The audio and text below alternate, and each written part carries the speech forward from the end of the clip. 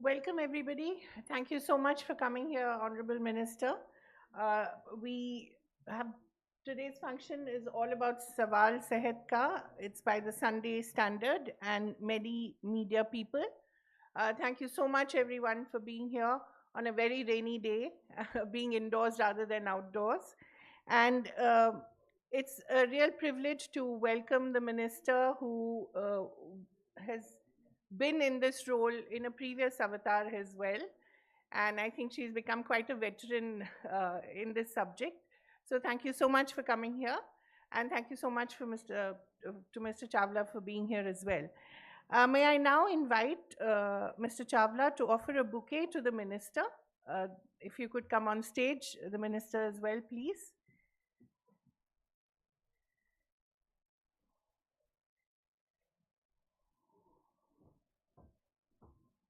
And may I also invite the IMA President, Dr. Dilip Bhanushali, to welcome the minister with a bouquet. The bouquet? Yeah.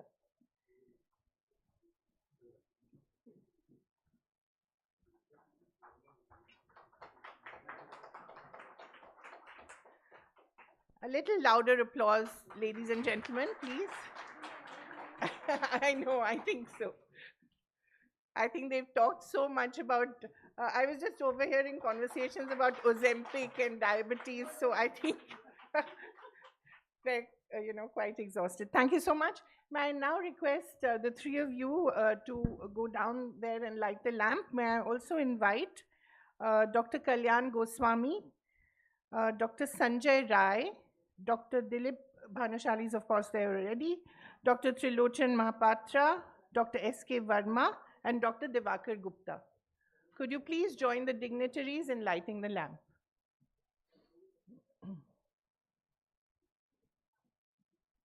Of course, you can't see it being lit because you're surrounded by photographers, but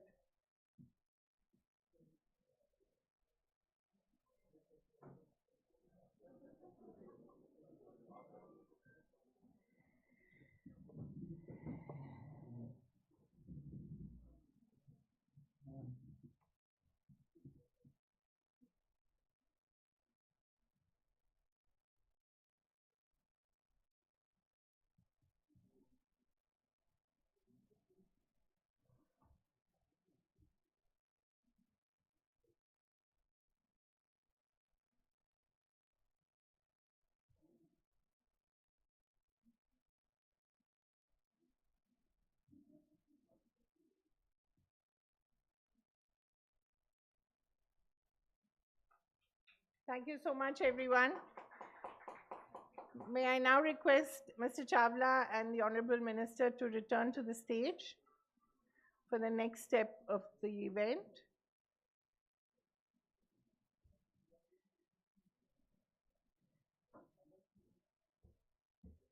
Thank you.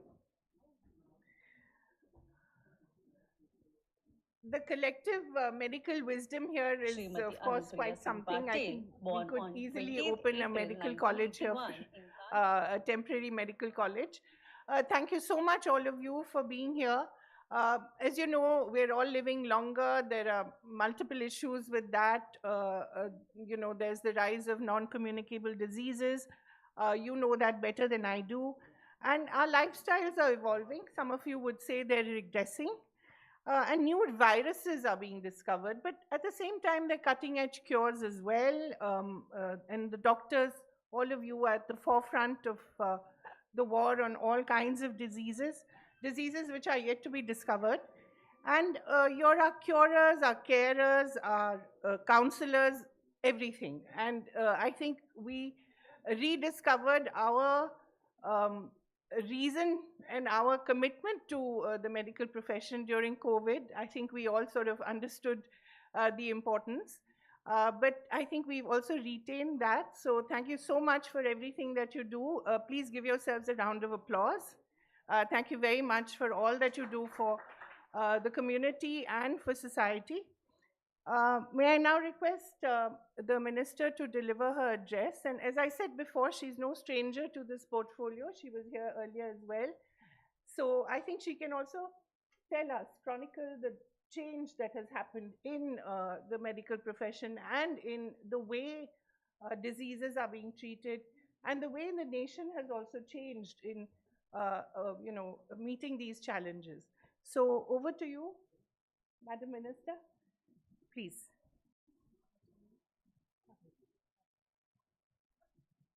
Thank you, Kaveri ji. Shri Prabhu Chawla ji, Editorial Director, the New Indian Express Group, Dr. Dilip Panushali, IMA President, and the healthcare leaders, and all the distinguished guests, participants who are present here, the entire team of the New Indian Express Group, and everybody who's been part of this conclave today. A very good evening, and thank you, Chawla ji, for inviting me and giving me this opportunity to discuss and share Ministry of Health and Family Welfare, Government of India's roadmap for a healthier India by 2047. And it's absolutely a privilege for me to be here with you all, joining this Sawal Sehat Ka, a health conclave that has been hosted by the group. Well, ladies and gentlemen, 2047 is a landmark year because we have a target when India completes 100 years of its independence. So when we look towards this landmark year, we want to see a healthier India. So what will a healthier India look like? That's the primary question. And how do we reach there? So we want to see a healthcare system which is people-centric, which is climate resilient, which is technology-driven, and which is inclusive. Why? Because we believe in guaranteeing access to affordable and quality healthcare to each and every citizen of India when the nation completes 100 years of its independence. And keeping that in mind, we started our journey 11 years back when our government first took over under the leadership of Prime Minister Narendra Modi ji, and we started making rapid strides. So we began our effort with rolling out the new national health policy. This was the much needed step because for decades, nobody ever thought of revising the earlier policies that existed. The world is changing, and so are the healthcare challenges. So it's important that we reshape our policies to be able to address the newer form of challenges which keep coming up in front of us. So when we rolled out this policy, we tried to give it a totally different approach. While the earlier policy, as you would know, because it's all experts in medicine who are sitting here and you would understand medicine more than me. So the earlier policy, it adopted a curative approach. And the focus of the policies which existed earlier, which were decades old, was controlling the diseases and at the most offering a curative approach to healthcare. But when we launched the new policy, we made it an integrated model because our idea of health is now holistic healthcare, a comprehensive model. So when we say a comprehensive model, it encompasses everything. So there's preventive, there's promotive, there's curative, there's rehabilitative, and there's palliative. So all aspects, it's an entire continuum which is being taken care of. And the most important thing, the policy has several different aspects, but the most important thing is universal health coverage. Universal health coverage requires multi-pronged approach. It's not easy, and it's a much debated issue, not just nationally, but internationally, and every country has been grappling with the struggle. How to attain universal health coverage, and if for a country as big as ours, look at the size of our population and the levels of disparity, it is not an easy target to achieve. But then this is a government which never thinks of doing easy things. We always take up challenges, and we have decided that when India completes 100 years of its independence, we will attain universal health coverage. So as I said, there are multiple factors that need to be taken care of when we talk about universal health coverage. So what are those factors? And I would say the first and the most important factor is a strong political will. Without that, nothing can proceed. And this is a government which is led by a decisive leadership of Prime Minister Narendra Modi ji. So you need a strong political will. You need increased healthcare spending. You need strengthening of the healthcare infrastructure. You need addressing the social determinants of health. You need to offer financial protection to your population. You also need to foster public-private partnership. You need to adopt digital health and technological innovations. So, and keep the focus on preventive healthcare. So all of this needs to be taken care of. And we have tried to address each of these as we progressed in these 11 years. So I would like to start with the strengthening of the primary, tertiary, secondary healthcare structure in India. And at the grassroots level, at the lowest level, we have the primary healthcare. Because if we strengthen our primary healthcare, you know that it reduces the burden on our secondary and eventually the tertiary healthcare facilities. So there have been public health facilities called the sub-centers, sub-health centers and primary health centers which have existed in India for long. But we tried to reform them. And then Ayushman Arogya Mandir came up. So there are 1,77,000 Ayushman Arogya Mandirs in this country now. And how are they different from what they were doing earlier as sub-health centers? Today, the Ayushman Arogya Mandirs are not just offering what they used to offer traditionally, which was maternal and child health care. Today, we have enhanced the spectrum of services which are being offered, and it is 12 essential services which Ayushman Arogya Mandirs are offering. So while there is maternal and child health care, there is also care for NCDs, there is also care for mental health, oral health, ENT, eye care, first level trauma and emergency care, and even teleconsultation. We cannot function without technology orientation in our primary healthcare system. So all that is being offered to India's ordinary citizen for whom the first point of contact is an Ayushman Arogya Mandir. And the future of healthcare is preventive, so there also the Ayushman Arogya Mandirs are playing a very important role, because today when we discuss about health, we say that the burden of NCDs is rising. The lifestyle diseases are growing, so what do? We have to start addressing them right at the grassroots. And how are the Ayushman Arogya Mandirs helping? We have started screening of all individuals aged 30 and above. For what? For diabetes, for hypertension, and 3 types of common cancers. So it is oral cancer, and it is breast cancer and cervical cancer for women. And crores of people have already been screened. I don't want to quote the figures, but that it has picked up. The momentum has been gained, so large-scale screening is going on, and that is actually early detection and treatment, timely treatment.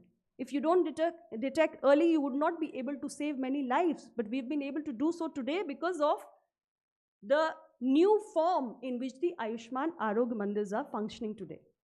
Mental health, that's a very important issue. Today, counseling for mental issues like anxiety, stress, depression, all this is being offered at the Ayushman Arogya Mandirs. And we talk about a healthy lifestyle. Ayushman Arogya Mandir today are conducting yoga and wellness session. They are telling people what is good nutrition, what is a healthy lifestyle. So all that awareness generation and community engagement is also being taken care of.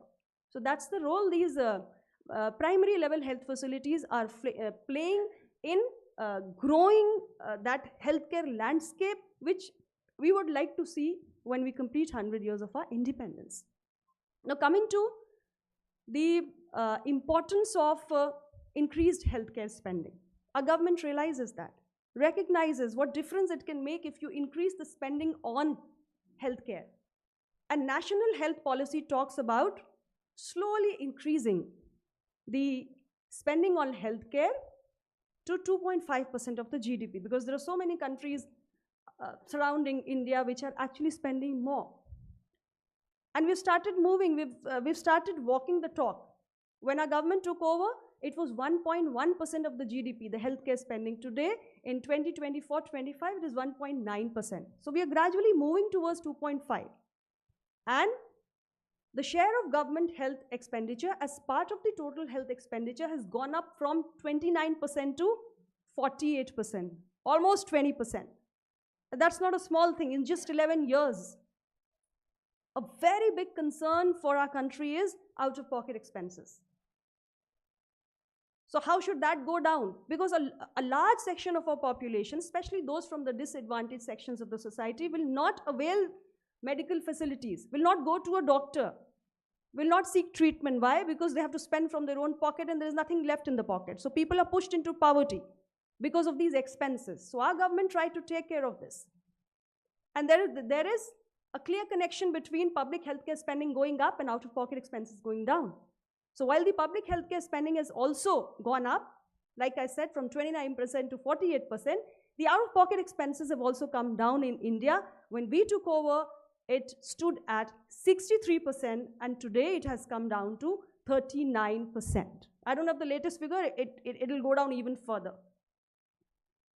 So the impact of out-of-pocket expenses going down is that an ordinary citizen who earlier would maybe try to delay treatment would not do so now.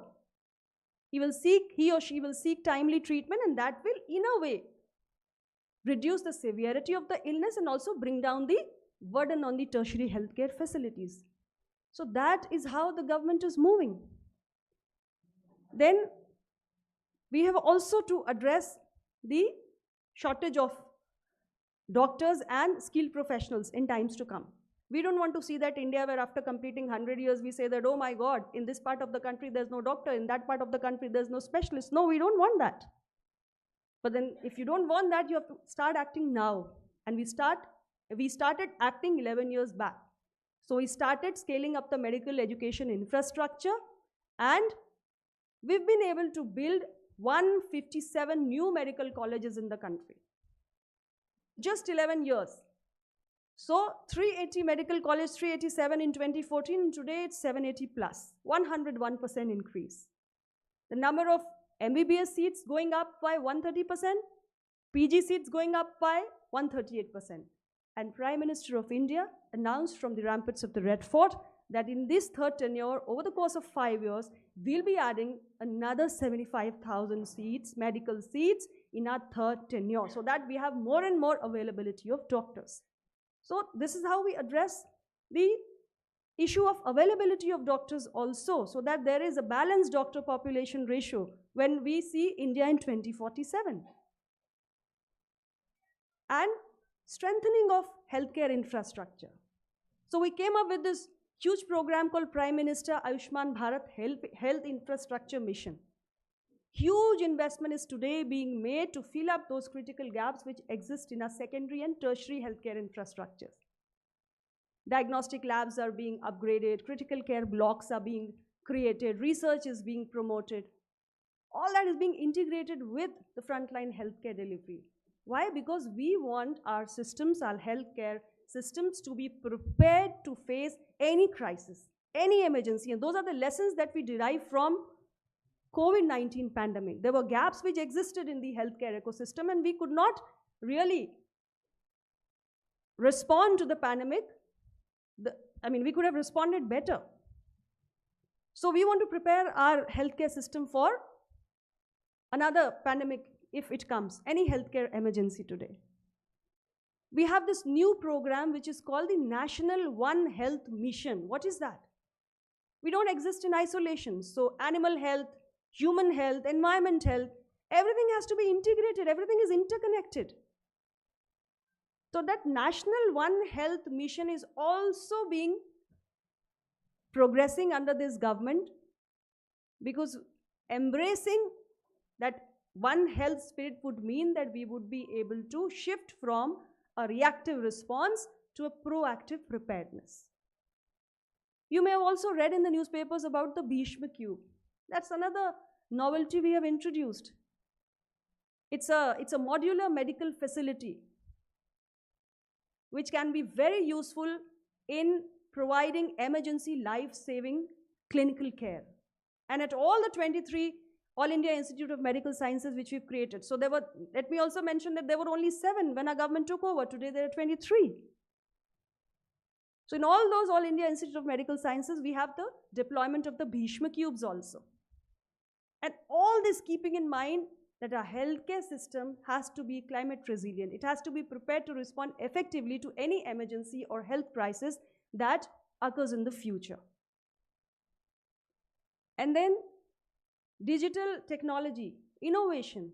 I can proudly say that today India is emerging as one of the preeminent nations to be adopting technology and digital health solutions to transform the lives of its citizens. And there are so many initiatives. The biggest one is the Ayushman Bharat Digital Health Mission. So ABDM is like, now we are trying to create a digital health ecosystem. So every citizen in this country is going to have a unique Abha ID. 54 crores Abha unique IDs have been created.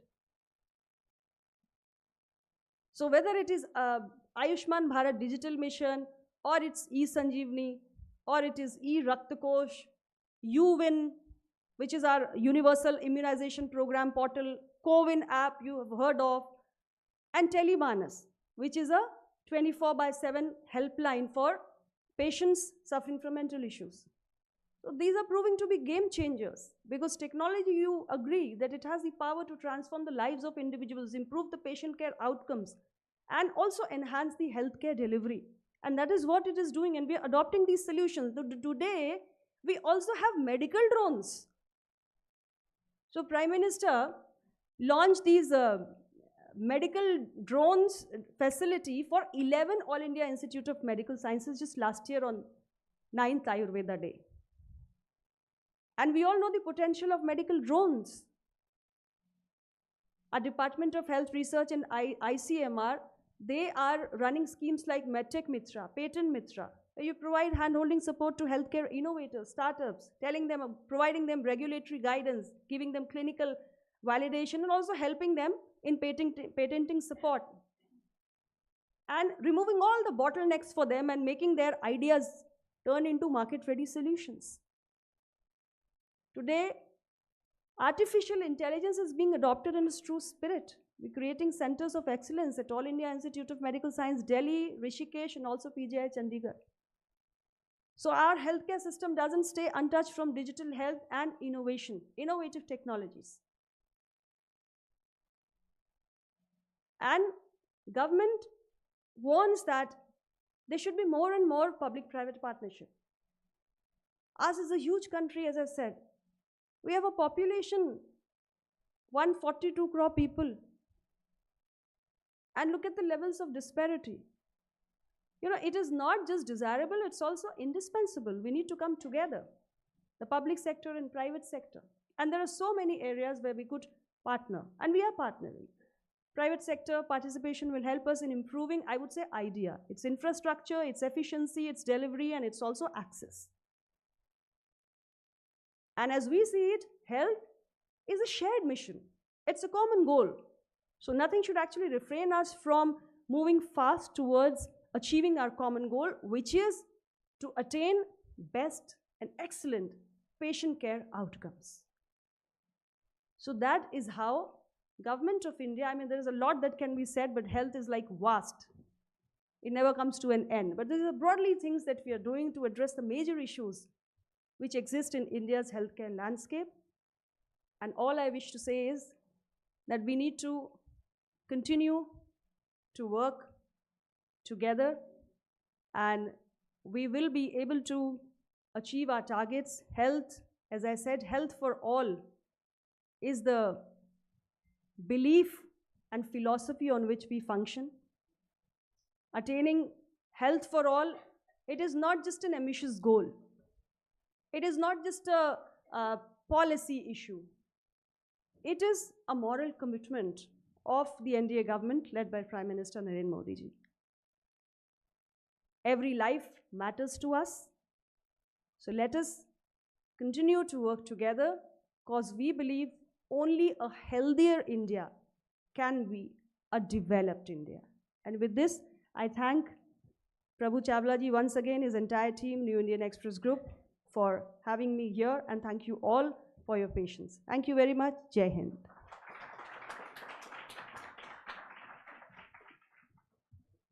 Thank you so much. I think there couldn't be a better ambassador for universal healthcare than the Honorable Minister. I think she laid out the Government of India's plan very succinctly, and it's really, it was a privilege to listen to you, ma'am. It's quite eye-opening as well. And on a couple of things, for instance, the Bhishma Cube, I've actually seen it in operation, and it's quite, it's really outstanding. And I think also the telemanas that you talked about, that's an enormous development. I think to recognize that mental health is an illness, not just an aberration, is a big thing for a government. And I think with the support of the private sector, I think India can do a lot more. So thank you very much for your really wonderful presentation. Now to the heart of the evening today, we'd like to recognize a whole lot of game changers, people who've made a huge difference in their field. I'd like to begin with Dr. Pradeep Chawla. He's a Padma Shri, and he's also the winner of the first certificate that the minister will be giving away. Will we have a video on him, please?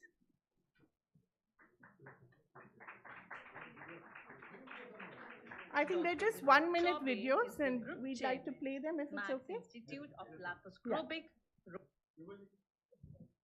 Dr. Pradeep Chawla is the group chairman, Max Institute of Laparoscopic, Robotic and Barometric Surgeon, and chairman, surgeon, and allied surgeon specialist at Max Healthcare, Max Super Speciality Hospital, New Delhi.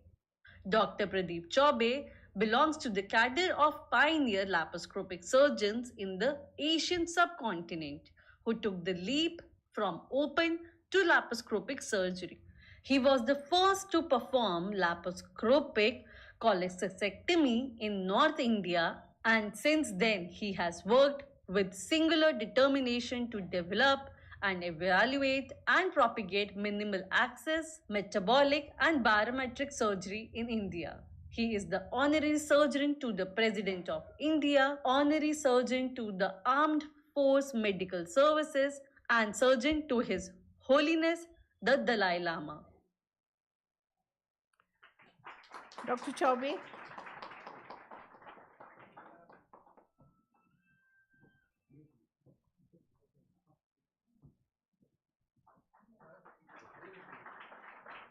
Thank you so much, sir, for your service. Wonderful. The next certificate goes to Dr. Anil Kohli. May we have the AV on him, please? Dr. Anil Kohli is a postgraduate in conservative dentistry and endodontics from prestigious King's George Medical College, Lucknow. As a student, he was awarded a gold medal for being the best house surgeon and also the S.S. Bhatnagar Award for his exceptional and distinguished services. He was conferred the Exalt Padma Shri in 1992, Padma Bhushan in 2005, and later Dr. B.C. Roy National Award in 2007, making him the first ever dental surgeon in the country to have received the nation's highest civilian Padma Awards twice. He has been honored with the rank of Brigadier in the Army Dental Corps. जी मैं वही कहने वाली थी. Thank you so much. Thank you, Dr. Kohli. The next certificate goes to Dr. Harsh Mahajan. इनका भी video please play करें. Dr. Harsh Mahajan. Dr. Harsh Mahajan is an eminent radiologist, a pioneer in the field of MRI in India, having set up one of the first MRI facilities in 1991. He is the founder and chairman of Mahajan Imaging and Labs, a chain of diagnostic centers in North India. He is also a chairman of CARPL.ai, a startup in AI which has advocated a platform approach to deployment and validation of AI, Chairman of Development of Nuclear Medicine and PET-CT at Sir Gangaram Hospital. He has a consultant to International Atomic Energy Agency and currently a member on the board of NABH and the Health and Mental Health Committee of National Human Rights Commission.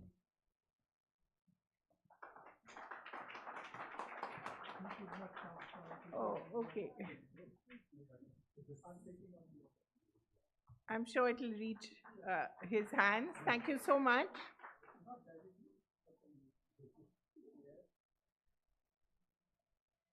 Thank you, Ji. The next award goes to Dr. J.M. Hans. Inka bhi video play kariye, please. Professor Dr. J.M. Hans is a gold medalist MS-ENT from prestigious institute, PGI Chandigarh. He pioneered the Varia technique in cochlear implant surgery 20 years ago in India and has successfully operated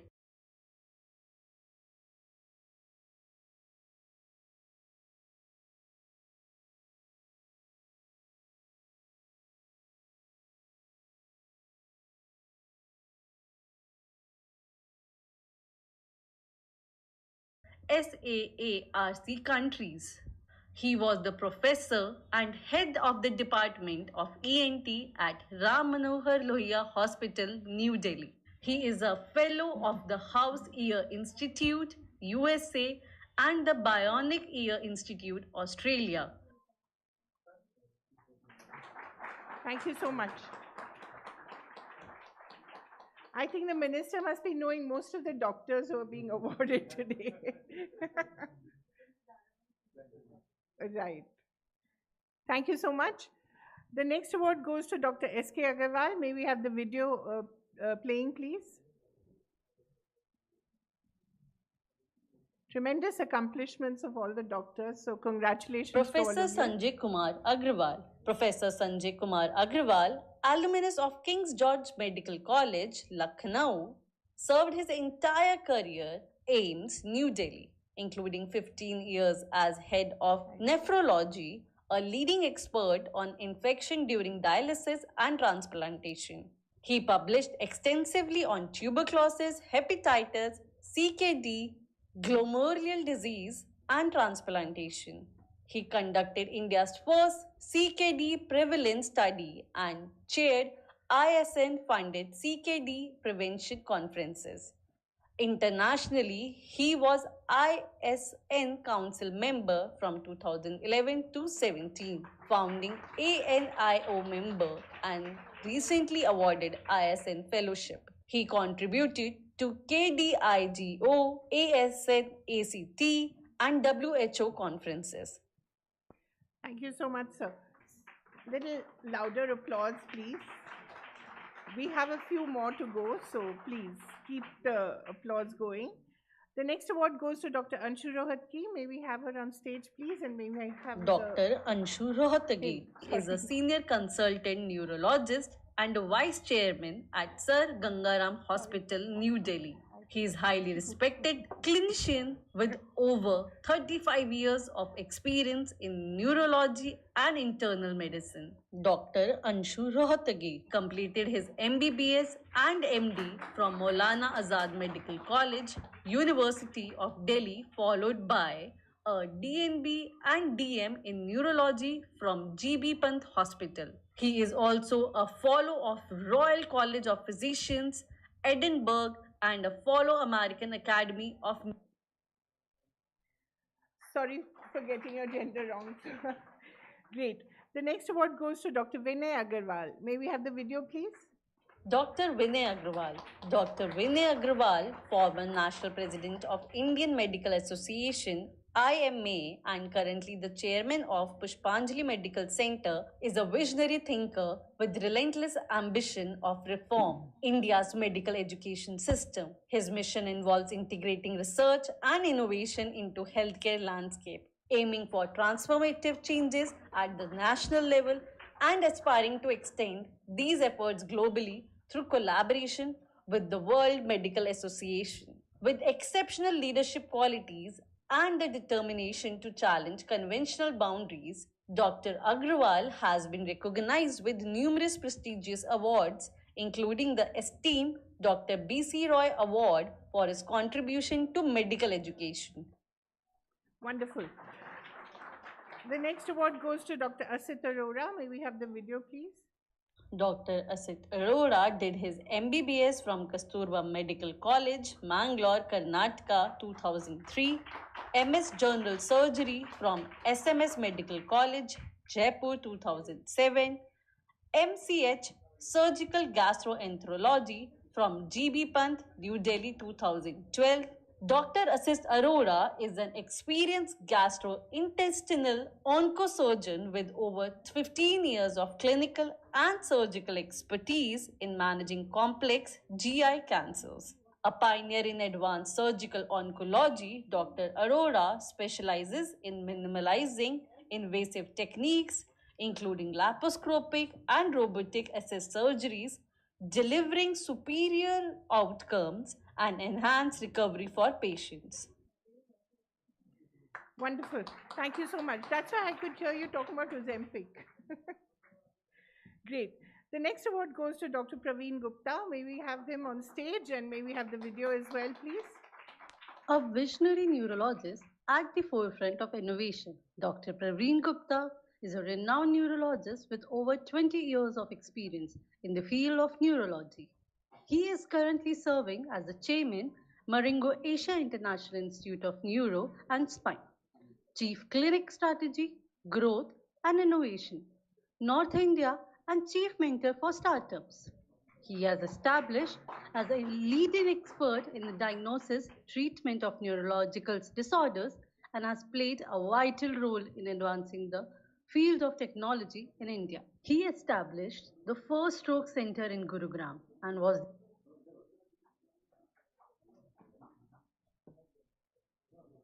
Great. So the next award goes to Dr. Richa Gupta. May we have the video, please?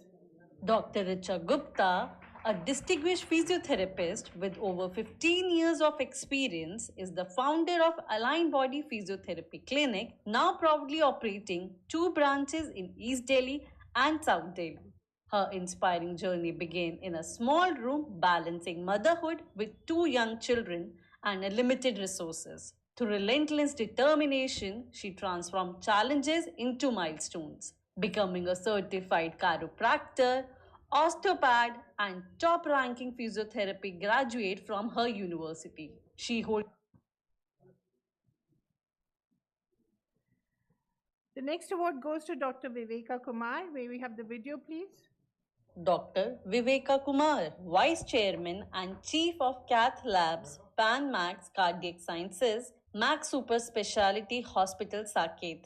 More than 25 plus years of interventional cardiology. He did his education and training from St. George Hospital, London, UK, Southampton University Hospital, Southampton, UK, Interventional Cardiology and EP, St. George Hospital, UK, Interventional Cardiology and EP, TAVI, Mitra Clip and Structural Heart Fellowship in USA, Europe and Denmark, FSCAI, Society for Cardiovascular Angiography and Interventions.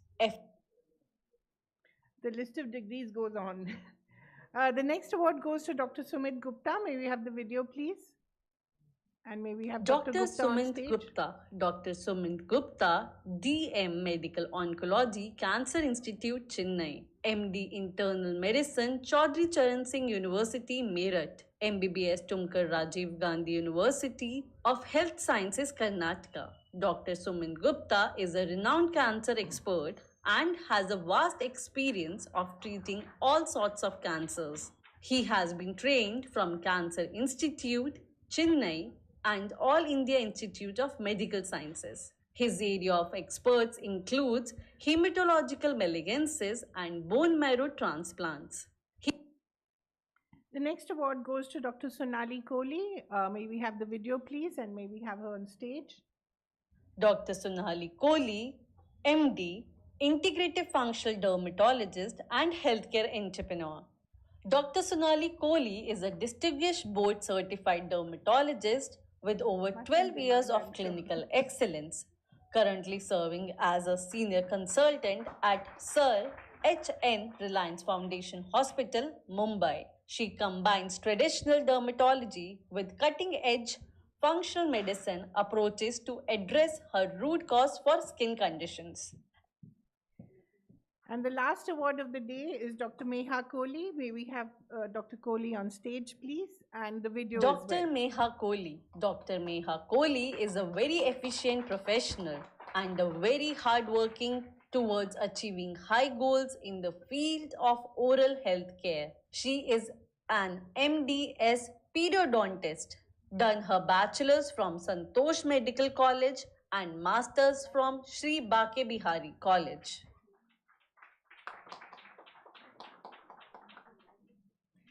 Wonderful. Thank you all. Are we going to do a photo op, sir, of all the entire group with the minister? Or, okay.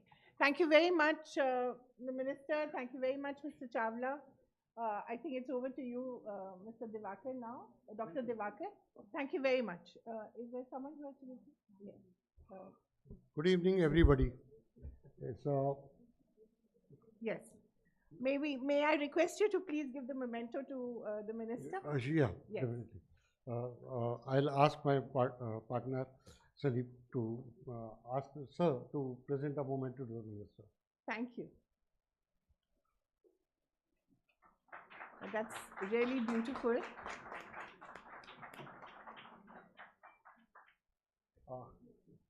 Can I ask the memento of Dr. Mr. Prabhu Chawla? I'm sorry. No, it's all right. You can call him Dr. Chawla. He's also very fit enough to be called Dr. Chawla. You know that you walk 10,000 steps a day, sir, or is it 20,000? I keep forgetting.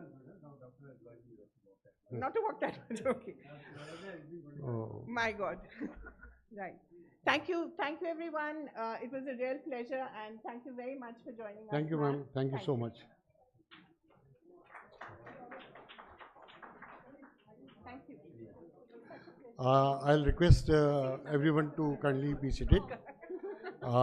We are moving on to the next program, where we have got eminent speakers with us. So I will request the speakers to be ready, and I think let's allow Madam to leave. Paper.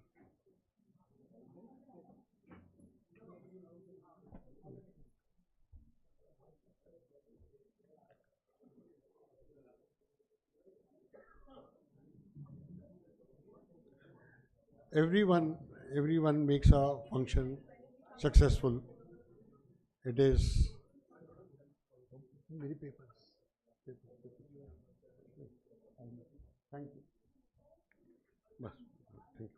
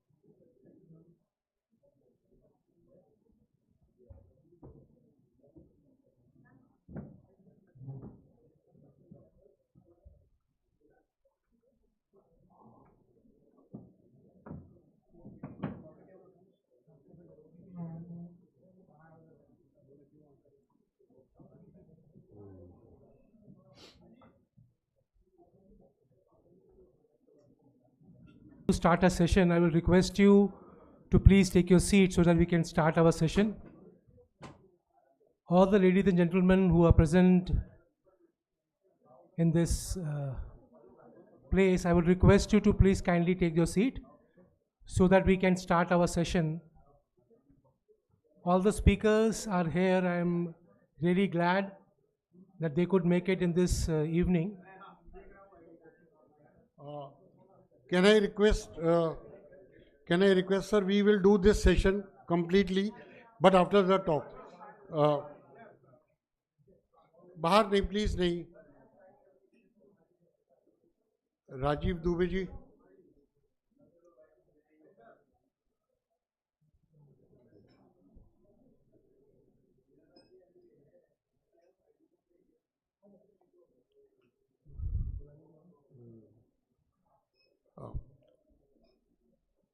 I will request that kindly play the AV of Dr. Dilip Bhanushali. Can I ask all the speakers to come on the dais? Dr. Trilochan Mahupatra, Dr. S.K. Malhotra, Dr. Kalyan Goswami, Dr. Sanjay Rai, and Dr. Upasana Arora. Kindly please on the dais. Dr. Dilip P. Bhanushali, IMA National President 2024 to 2025. Born at Hyderabad on 9th November 1951 to Shri Prabhu Chawla and Srimati Gangaven. Schooling from Vivek Varidhari High School, 1960 batch. MBBS from MR Medical College, Gulbarga, Karnataka University in the year 1970 batch. From 1980 to 1995, ran a 30-bedded Kachiguda Maternity and General Nursing Home at Kachiguda, Hyderabad. From 1995 to 2017, running a daycare clinic at the same premises. In 1985, did a course in basic and advanced life support in Pittsburgh, USA. Today, he will be speaking upon participation of private sector in affordable healthcare.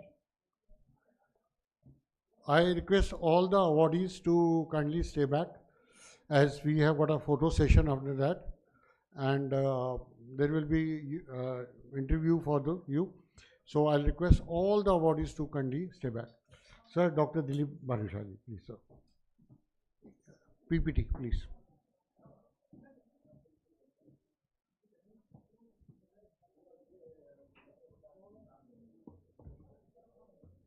Going to come here. So this is the screen.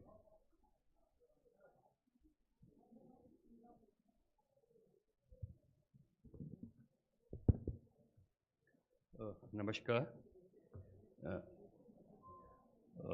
I thank the organizers of Event Express for this Health Conclave, Sawal Sehat Ka. It gives me a great pleasure and privilege to be here. I represent 4 lakh doctors of India, the Indian Medical Association. I think majority of the doctors who are not members, they should know that IMA is the biggest medical body in the world, with 4 lakh members, 1 lakh junior doctors, 1 lakh postgraduates and medical students. So almost 6 lakh doctors out of 13 to 14 modern medicine doctors.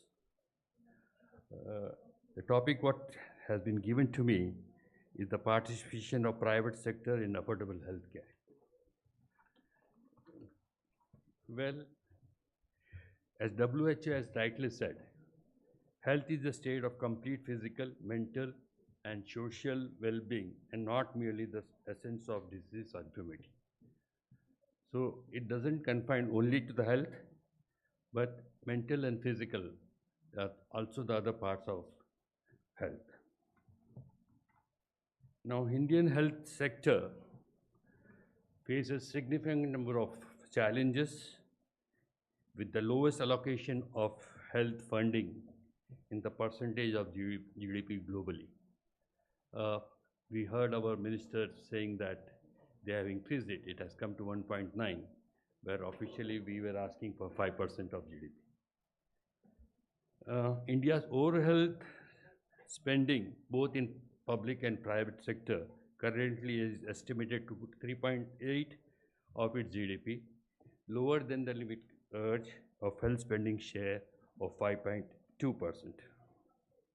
Now, India's health system is overwhelmingly financed by out-of-pocket expenditure.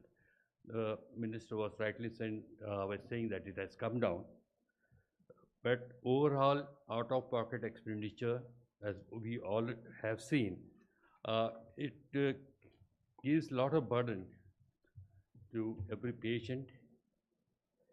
Now, private sector, it caters to a considerable share of health needs. However, the sector is highly diverse, consisting of healthcare providers ranging from state-of-the-art urban hospitals to quacks in many rural areas. Here, I think IMA is fighting for quackery. We have seen quacks everywhere, both in the urban and rural areas, and they are playing havoc in the healthcare system of India. Prescribing third-generation antibiotics, so they prescribe steroids without knowing the side effects or without knowing anything. And unfortunately, this has been supported by the government because they are the vote banks. The lack of consistent and uniform application of regulation has led to the emergence of flourishing of self-proclaimed healers, unscientific mixing of different systems of healing by a large number of practitioners. We see unauthorized and irrational prescription, as I said before, life-saving medicines, third-generation antibiotics, steroids have been used. Now, despite this, the authorized private health sector with qualified health providers play a substantial role in the country, while major issues related to the accessibility, affordability, and standardization. Government funding provided by both the central and the state governments currently constitutes approximately 1/3 of the health spending, with states accounting for nearly 2/3 of total government health expenditure. Sustained unfunding of public sector facilities and the rapid growth of private sector has contributed to the riding or the over-the-counter cost of healthcare for the households.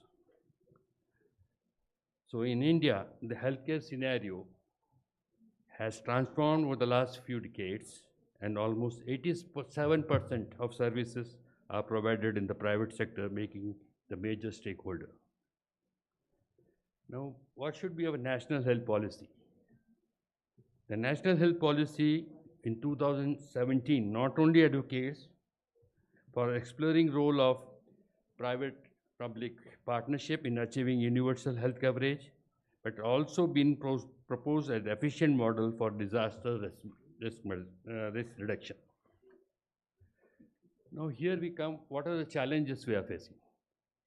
There are few challenges I have enumerated here are about Clinical Establishment Act, Violence in Healthcare, Consumer Protection Act, doctors as a soft target, adverse comments in media and film, in television, rapidly eroding trust and quackery. Now, all of you know that Clinical Establishment Act, from IMA, we have been fighting Clinical Establishment Act since last 1 decade. Now, this matter has gone to Supreme Court. Our challenge there also was not taken when we said that if the advocates and judges are not in the purview of Consumer Protection Act, why doctors? It took them only 5 minutes to throw our application. So even judiciary is not helping in that. What has caused this? Unnecessary burden for clinics and nursing homes and small hospitals, numerous clearances, registration, fire safety, pollution control, biomedical waste are some of the problems there. Now, absence of online portal, no single window system. In fact, if some of you have opened a nursing home or a small, it takes 32 institutions where you have to go and collect to get a certificate to open a clinic. Now, this rampant corruption, which all adds to the patients. Violence. The Calcutta incident, if you remember, was an eye-opener to all our professionals. We see violence day in, day out throughout our country, and IMA is fighting for this for almost 1 decade, but the violence hasn't come down. We requested government to bring a central law for this, but every time we say that, they say that law and order problem is of the state, so you approach your state governments. In fact, 23 states of our country have definitely regulations. What they say is, if they have, say, 3 years imprisonment, which has been declared, then it's a bailable. What we are asking is 7 years imprisonment, null bailment. For that, we have approached our Home Minister, Dr. Amit Shah ji. We approached our state governments also, but it hasn't been materialized still. So we're fighting with this, and we're requesting all our stakeholders at the state to approach the state governments for this law. Now, state has failed to protect healthcare professionals. Violence is rampant.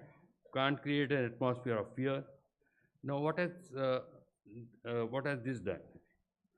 Supreme Court gave a judgment about the Calcutta case to form a national body to go into depth of this, and they have submitted their report where they said they should have a separate security for the doctors, separate rooms for the lady doctors who are working, CCTV cameras, barricade security, everything, but unfortunately it hasn't materialized yet.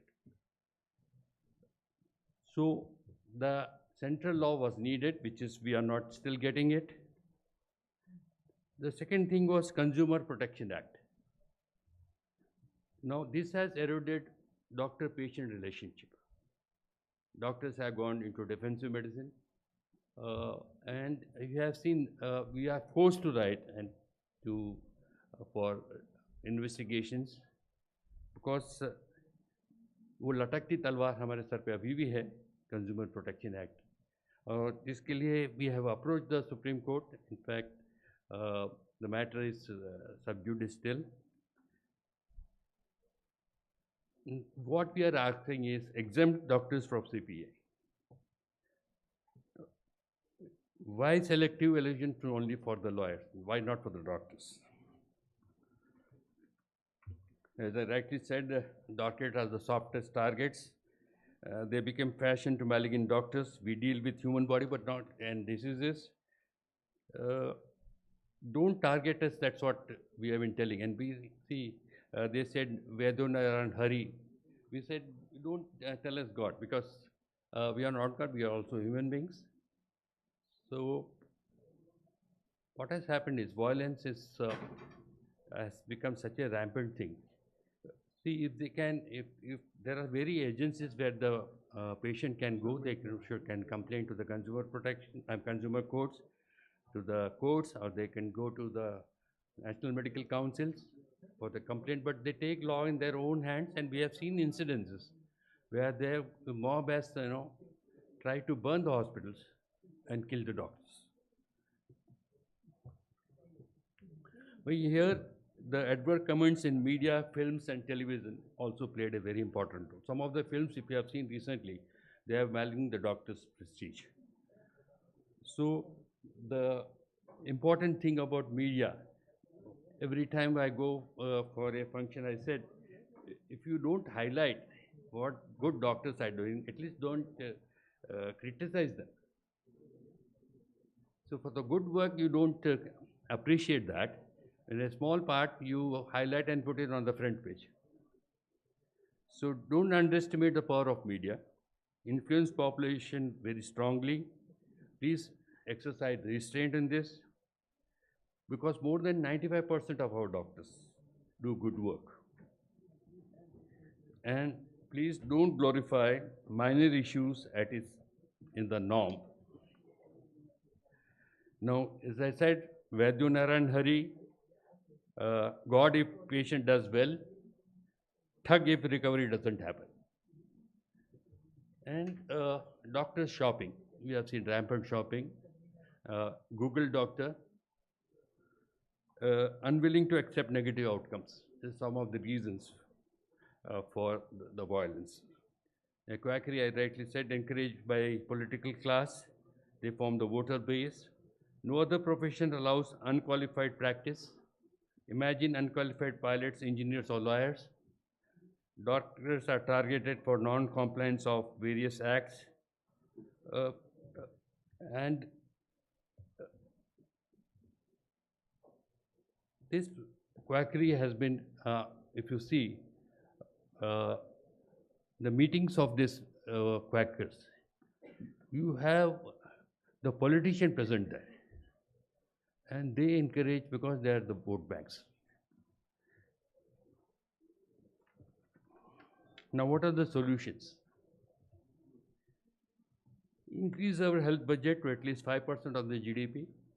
Inform public that even government hospital beds are not free because they are subsidized. It takes cost to provide quality health care. Exempt clinics, nursing homes, and small hospitals from CEA. Reduce out-pocket expenditure. Exempt GST on essential medicines like life-saving medical equipment and health insurance. 3 months back, I met the commissioner of GST, where I asked them that GST should be removed for the common ailments in the society from the purview of GST. 19% of our population has diabetes. Every alternate man has hypertension. I said, we should remove GST to the common drugs like hypertension, diabetic drugs, cancer drugs, cancer equipments. Luckily, they were considerate. They sent IMA to the council, GST council. We approached the GST council. GST council asked us for the medicines what we want to be exempted from this. And we gave a list of drugs to them, both for anti-hypertensive, diabetic, and cancer drugs. And that matter is for consideration. Now, ensure insurance companies don't deny claims for previous reasons and harass patients. We have seen insurance also is not going to patient-friendly. Build good primary and secondary care infrastructure. Our minister was rightly saying that Ayushman Bharat program, wherein a lot of primary PHC have been opened up with good number of some more PHC to come up. So, government program to encourage this primary health center to improve this is a good step towards a healthy India. The solutions also are exempt doctors from CPA, ensure workplace safety, encourage private sector with easy loans and incentives, eliminate quackery, encourage public-private partnership models, reasonable journalism and not sensitization. Well, ladies and gentlemen, these are some of the views from IMA, and we have been fighting for this for almost a decade. I'm sure government will be sensitive to our problems and will solve the problems. I thank you once again to the organizers to giving me this chance to come. Thank you so much, ma'am. Thank you. Thank you so much, sir. Can I ask Meena ma'am to please come on the dais to facilitate? Sir, please.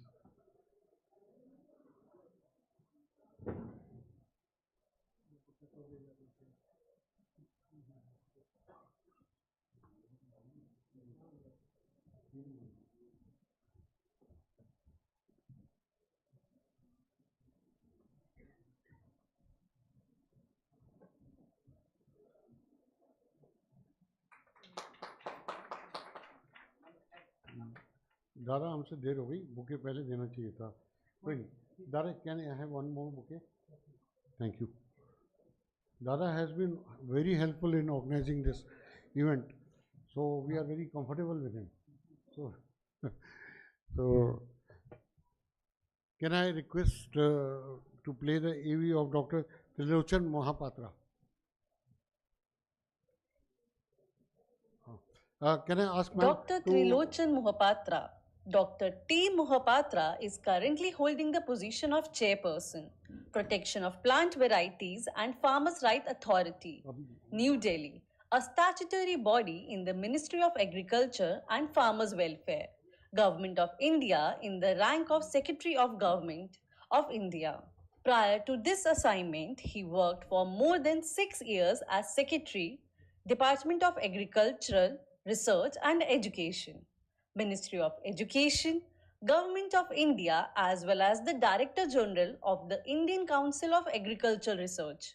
He also worked as Director and Vice Chancellor of IARI in New Delhi as a Director of CRRI.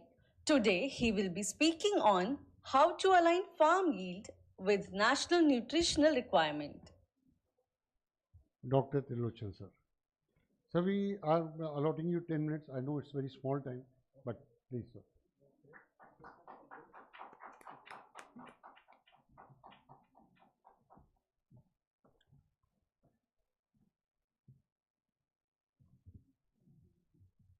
Very good evening to each one of you. Thanks, the organizer, for the invitation, and particularly Dr. Kalyan.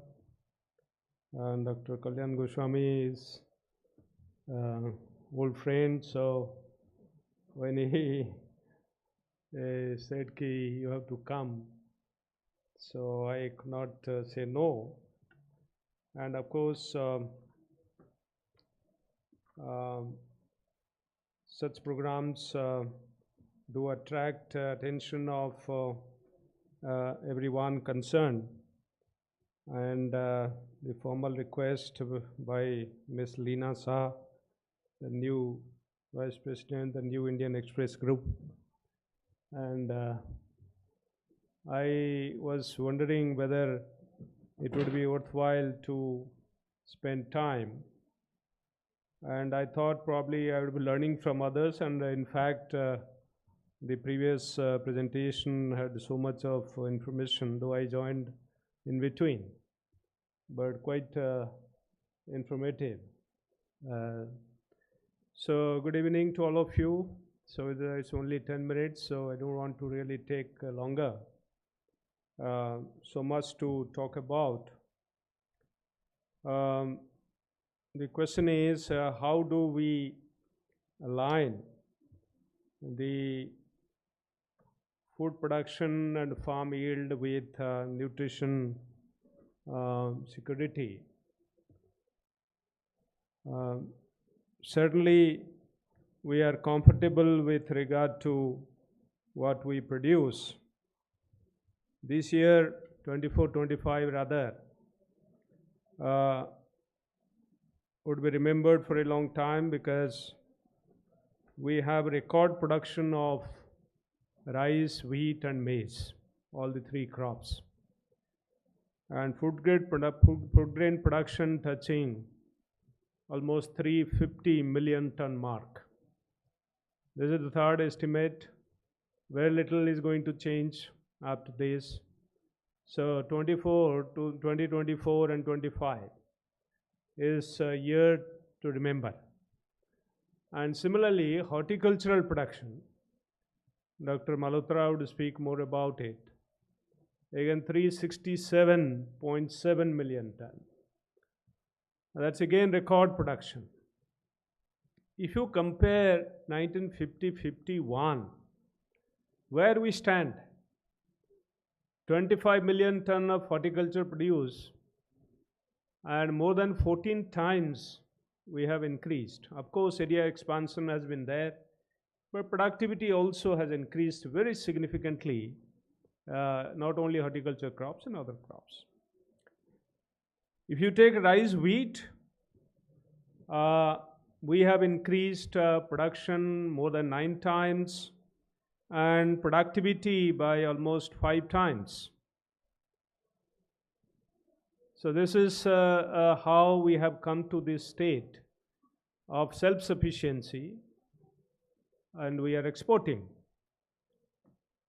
And if you see the nutri-cereals, the millets, 2023 was International Year of Millets, and our production, if you compare with 1950-51, our productivity then was around 400 kg per hectare, and today it is about 2,283 kg.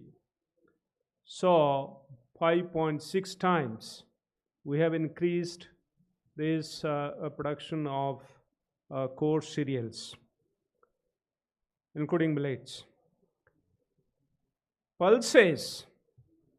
Why I'm telling this, that horticulture crops, pulses, the nutri-cereals or millets, they are important components of our nutrition security. And that is the theme that we are talking about. The health security, good health, would not come only from medicines, medicinal supplementation and support, but primarily it would come from food.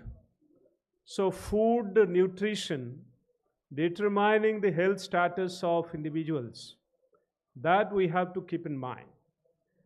And how do we consume, and what we consume, how much we consume, primarily to determine our health condition.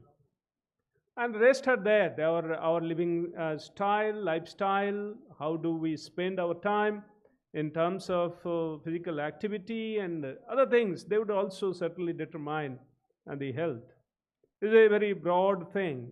You know, the medicines and the doctors, certainly they have important role to play, only when you fall sick. But before that, you should be able to manage yourself, maintain good health. So how do we really do this? So food, I will be focusing on the food component of health. And when we are having deficiency, we are importing. So that time you forgot about the nutrition. We wanted enough to feed the population. It's a huge population, and how do you really feed this huge population? And importing to feed this huge population, 1.4 billion plus, is really difficult, and it would be a drain on our economy. So in that context, you need to really produce enough, and that is what we have been able to do, and 350 million tons of food grains. And that has enabled us to provide free food to almost 80 crore people for years during COVID and beyond. So this is possible because we have enough food. And Food Security Act could be put in place because we could dare to provide free food whenever somebody is in need, and that to more than 80 crore people. So this is the food component of it. But the productivity, the yield, that's the theme, that whether we have been able to really keep pace. If you compare Punjab situation and overall India's situation and other states, there are different states in this country where the productivity is quite low, and that average pulls us down. But if you compare Punjab's productivity, it is comparable to world productivity, whether it is rice, wheat, and many crops. And so, and some states for some crops, and you see productivity comparable to the global average productivity. So this is the lesson that we have to learn and manage, that this gap, this is the management gap that Punjab, with the variety, with the management practices which have been put in place, that gives us, for instance, almost 6 tons of wheat yield. And why Chhattisgarh should give us 1.5 tons of wheat yield per hectare. So this is the difference. Chhattisgarh giving 1.5 tons per hectare yield in case of wheat, but Punjab giving 5.5 to 6 tons per hectare. So this, when you average out, and that's how you see variation in different states, and you average out, it comes down. So we have to see these management gaps and this responsibility of the state governments, responsibility of extension agencies, responsibility of even today all players. I should not point out one or other, but everybody who matter. So have to play their role so that the gap which is existing with regard to the productivity is bridged. And this is a matter of serious concern. And there lies the limitation, that if we bridge this gap, our productivity would increase and production would increase, How do we manage production? That's a different issue. Whether we have to continue with the same area for 30 million hectares of wheat, that's another issue. Or 45 million hectares of rice, we need to really reduce and diversify. Wherever we have deficiency, for instance, pulses and oilseeds, we need to manage that. So the time is limiting. So this is one aspect of it. How do we manage our yield levels? And certainly we must invest in research and continue innovating and absorbing new technologies, and also building partnerships so that our yield potential continues to break the ceilings. And that is another important aspect of yield. But how do you manage increasing yield with nutrition security? This was a challenge because initial years we are focusing more on enhancing productivity, and we didn't really bother so much about the nutrient content of the grains or the produce. So that time, that was the focus. And recent times, of course, the nutrition can be managed if you diversify your food basket. If you have purchasing power and you can purchase diversity of food and then consume it, and obviously your nutritional needs will be met. But in rural settings, the staple food is only primarily consumed, and the rest of the things which we consume in cities or those who can afford, they are not available. So how do you really improve the nutritional quality of the staple food so that the nutritional status is improved, and the the large vast majority of people who consume, their nutrition status is also improved? And that's in the context of One Health. This is where we start from soil to plant, the plant productivity increase, soil status improvement, soil health improvement, and then ultimately improvement in health of animals and then human. So the One Health concept is very, very relevant in today's world. And it started with animal and human, because 60% of our human diseases come from animals. They are called zoonotic in nature. And if you want to manage human diseases and human health, you have to manage animal health and animal nutrition. If animal is deficient, and certainly they would be reflected in human. And if plants are deficient, the soil is deficient and plant is deficient in the micronutrients like iron and zinc, that will be reflected in human health. So this is a continuum. So you can't just neglect one and then think about the other. So if for human health, you need to manage soil health, and soil health to plant health, and then plant nutrition status, and then subsequently talk about human health. And in recent years, there's a focus, you might be reading, that fortification of grains or the produce, different items of food, that you have iron, you have zinc and other items, iodine fortification, for a long time. And fortification is one aspect, but the other aspect is biofortification. One is consuming diversified food, but a biofortification of crops. The crops, staple food crops like rice and wheat, fortifying them with the requirements of nutrition. For instance, protein, for instance, zinc, for instance, iron, for instance, provitamin A, and so on and so forth. Even vitamin E, all that you can enhance in staple food crops, and then let it go to the through the public distribution system or otherwise in the open market to the consumers, and the process their nutrition status is improved. And this is what is the focus during past 10 years. And what has been done is that staple food crops like rice, wheat, and also in other crops like maize, even pearl millet, and even chickpea, the protein content, the iron content, the zinc content, provitamin A content, and all that, the amino acid like lysine and tryptophan in case of maize, they have been improved very, very significantly. And the process, more than 150 biofortified crops have been developed, which were not there before 2016. Maybe hardly one or two varieties were there. And today, more than 150 biofortified crops have been developed, and they are now available and being grown in more than 16 million hectares. More than 16 million hectares in 20 different crops. This on more than 150 varieties, precisely 152 varieties have been developed. and they are now going to the field. And once, for instance, in case of rice, rice has about 6 to 7% around protein.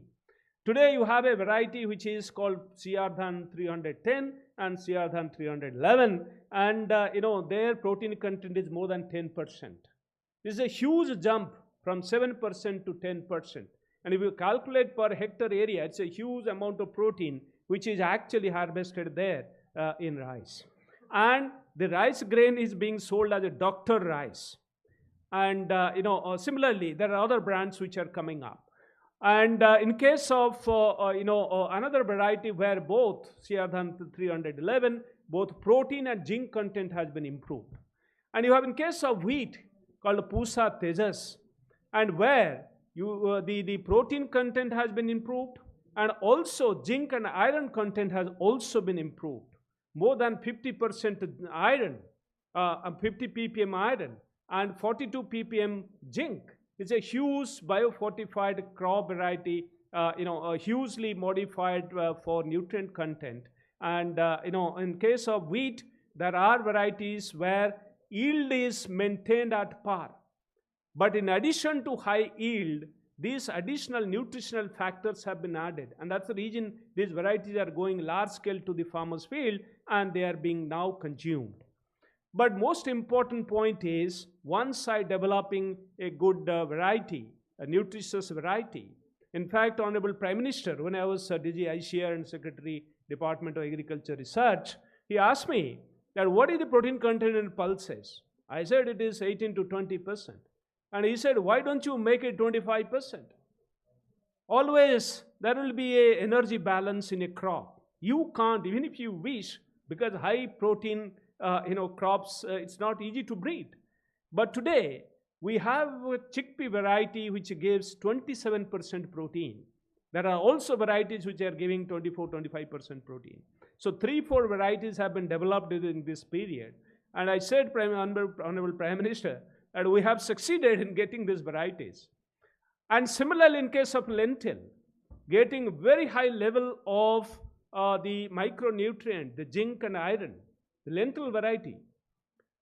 So there are many such examples. I don't want to really burden you with those examples, but the issue is that we have more than 150 biofortified crop varieties, the staple crops which can be consumed, rice and wheat, for instance. In case of maize, we have a variety developed by Pusa Institute where vitamin E, vitamin A, provitamin A, lysine and tryptophan all have been improved very significantly. So these varieties need to really find a place in farmers' field and also on our plates, the plates of the consumers, the ordinary consumers. You have to produce separately the seeds for them. You have to grow them. You have to separate them in the market, in the public distribution system, and supply, and also brand them and market them for the consumers who can purchase at a higher price, and also supply them to public distribution system to the vast majority who are suffering from protein malnutrition, iron deficiencies. We say that more than 50% of women in this country, adult women, are anemic. And why? Not just because of iron deficiency, but also because of protein deficiency. Because hemoglobin consists of both protein and iron. And to address protein deficiency and iron deficiency, if one consumes these kind of grains which are biofortified for more protein and more iron and more zinc, certainly the hidden hunger that we have, the malnutrition that we have, the protein malnutrition that we have, the anemic situation that we have, will be able to address. How do you address the health concern of this vast majority? By improving the staple crops. And of course, the culinary diversity of this country is huge. We are slowly forgetting. We don't want to cook anything. We have to go for ready-made food available in the market. We don't want to spend time in cooking. Our mothers used to cook for the whole day. And today, who is there to cook for us? So this culinary diversity we have to maintain. That is another aspect of our health security. So the biofortification and mainstreaming of biofortified crops through policy intervention, that's also important. Partnership with private, that's also important. And culinary diversity and sustaining that is also important. Have a small garden in your balcony with all variety of crops so that you have all kinds of vegetables available. You have a small garden in the rooftop, and that will provide fresh vegetables for addressing your malnutrition throughout the year. And that garden called Nutri Garden can be planned very well. And we have built that model. Madam is not here, Madam Anupriya Patel. When Madam Smriti Irani was Women Child Development Minister, and dealing with this, we discussed quite a bit about the Nutri Gardens. In Madhya Pradesh, these Nutri Gardens were promoted, largely, and it's a time to promote all over. And everybody should know about it, how Nutri Gardens can be established and how it can address the malnutrition. So I believe that productivity increase must go hand in hand with the nutrient, high density nutrient in the grains or in the produce, and so that we simultaneously address hunger and malnutrition in this country. And that is where the Indian Council of Agriculture Research and the National Agriculture Research System is working on during past 10 years, which was not the focus earlier. And with these kind of crops and emphasis on Nutri Gardens and focus on diversified food habits, diversifying food habits, we should be able to address the health concerns of this vast majority of people who cannot afford the high cost food items from the market. So with these words, I believe message is clear that we must continue focusing on this aspect, but with the adequate policy support, adequate resources plowed into it, and partnership built in years to come, we should be able to take these products to the consumers ultimately. With these words, thank you very much for giving me this time.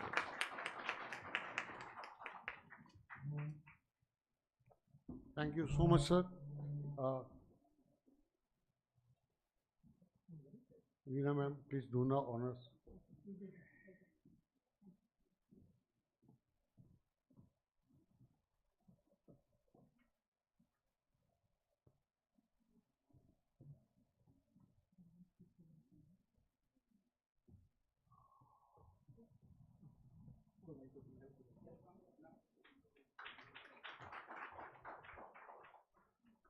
Ma'am, please welcome Dr. S.K. Malhotra.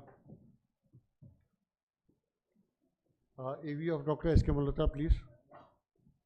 Dr. S.K. Malhotra is currently working as a Vice Chancellor, Maharana Pratap Horticulture University, Karnal, Haryana, India. He has worked as a Horticulture Commissioner with additional responsibilities of Horticulture Commissioner in the Ministry of Agriculture and Farmers Welfare, New Delhi, and was ADG with ICAR for about 2 years. Currently, he is providing leadership in agriculture, horticulture policy planning, program development, coordination, monitoring and execution of R&D activities. As a chairperson of member of many high-powered committees, both at national and international level, he has been guiding and providing professional solutions to the emerging challenges.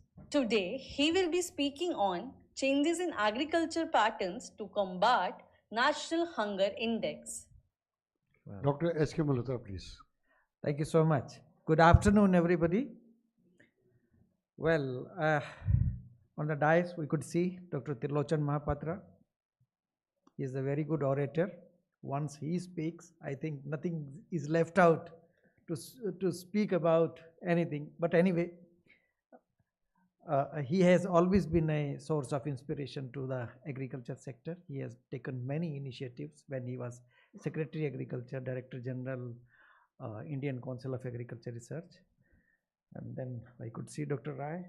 I met him. I discussed many things with him. Then Dr. Goswami, we all have worked together. Well, many of our senior colleagues and friends. It's really a matter of happiness for me to be here with you all to discuss about Changes in agriculture patterns to combat National Hunger Index. This is the topic which has been allotted to me.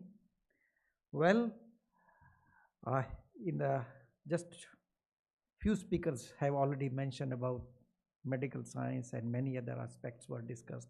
Then Dr. Mahapatra sir also discussed about the role of agriculture for ensuring the food security, nutritional security, and these all aspects were reflected in his presentation. Well, it is very much clear that now changes in agriculture pattern, they mostly focus on food production, but how to produce more food. Record production has been achieved, as it has been mentioned, more than 330 million ton. So in the year 2014, I think it was only 270 million ton. So our food production has increased to 330 million tons. More than 60 million ton extra food has been produced. But again, population is on the increasing side, and there are several challenges in agriculture because resources are declining and we need to produce more. And Madam also mentioned about the Vision 2047. Again, a big challenge is before us that we have to produce 620 million tons of the food by the end of 2047. Again, a big challenge. So we need to increase our food production from 330 to 620 million ton. So this is a kind of challenge before us, but how to address those challenges? So we need to increase our productivity. So because land is same, land mass, we can't increase it. It is not elastic, it is static. Even the land mass is decreasing. Farm lands are decreasing. 140 million ton of the land is available with us. So we can't increase, but we need to increase the production. So productivity-led growth should take place. That is our focus, and that's why Government of India programs all are focused on that one, that how we can achieve productivity-led growth to meet the ever-increasing demand for the food. And again, it has been always emphasized that we need to have sustainable agriculture. So for sustainable agriculture, we need to have climate smart varieties. Sir also mentioned several climate smart varieties have been developed because drought resistant varieties have been developed. And then salinity tolerance varieties are also now available with us. So this way, the breeders, they put their all efforts to breed the varieties for the different agroclimatic zones. So country has made agroclimatic zone-wise planning to address all such issues. Then in enhancing the irrigation efficiency, it has also been made that yes, we need to increase the irrigation efficiency because 50% of our production that comes from the Kharif season, where we are totally dependent on the rains. If we get the good rains, production will also be good. But if we don't get the good rain, sometimes there will be reduction in the yield. So reduction in the food, that sometimes create a kind of threat. So government is always worried about the food security, that we need to ensure the food security. We need to ensure the nutritional security again, because food and nutrition both are the two different sides of the same coin. And now the question is coming about the environmental security. We have to take care for our environment also. So these all are the points which are now emerging, and crop diversification is in focus. So we need to diversify our cropping pattern, cropping system, where we should be in a position to make available different kind of foods to the people. Cereals, apart from cereals, wheat and rice, we need to now focus on maize also. Now it is coming into the picture. Then again, we have millets. You might have heard, because country got the chance to observe International Year of Millets, and India got the chance to provide leadership to the whole world. And we need to promote such kind of foods, because these foods are called as the food for adversities. I remember when I presented the proposal from Government of India, at FAO Rome regarding International Year for Millets. I was allotted 7 minutes to express and mention that why India should take up this assignment to guide the whole world.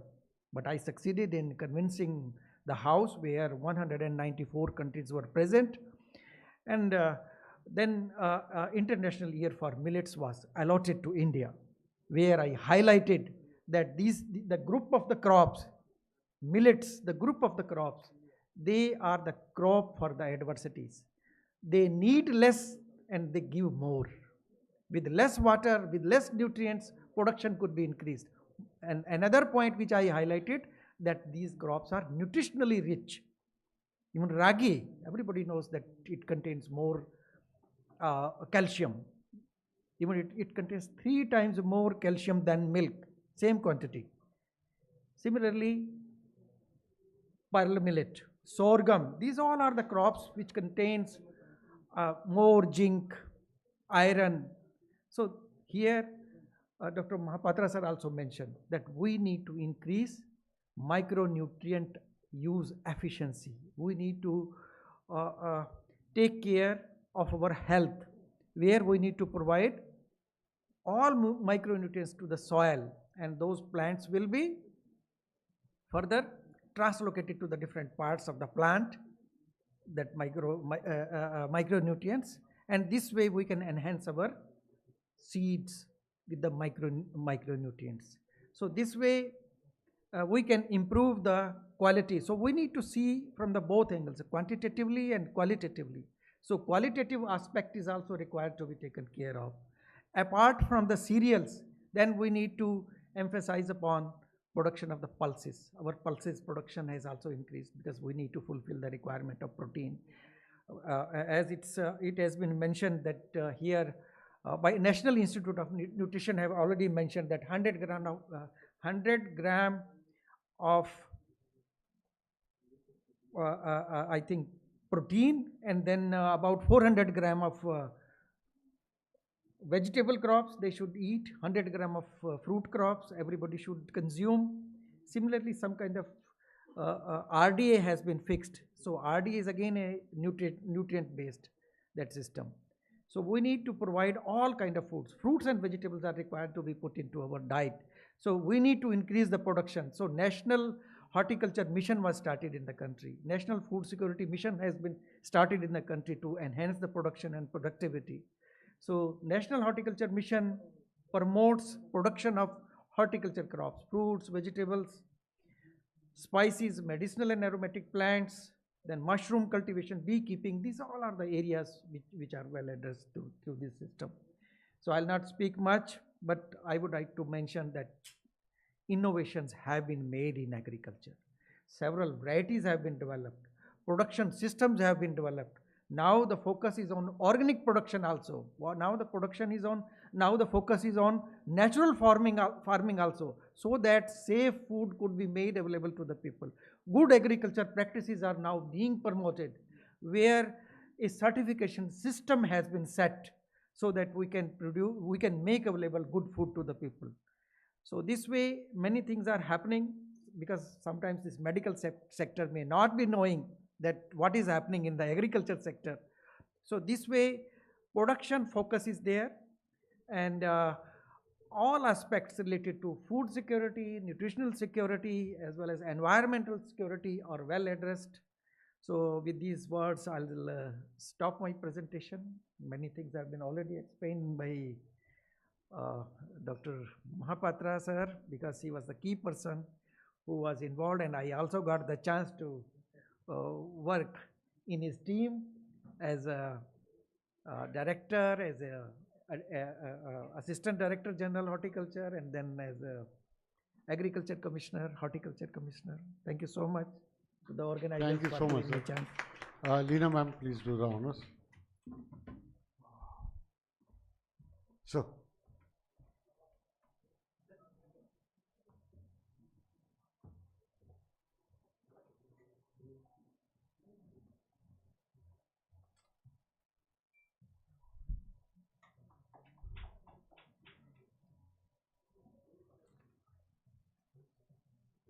शांतु ने मुझे doctor Mohapatra से मिलवाया, doctor कल्याण गोस्वामी से मिलवाया, and he created the whole brain on this discussion. We really thank you, sir, and we ask you to deliver short note.